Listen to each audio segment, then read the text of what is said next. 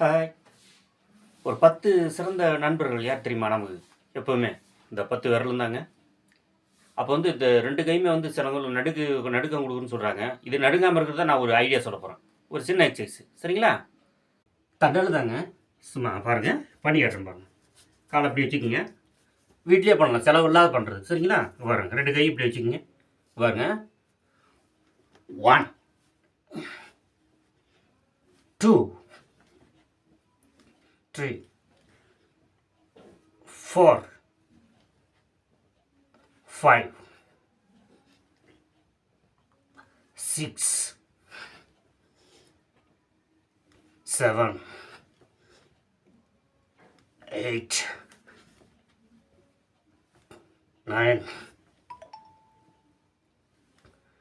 10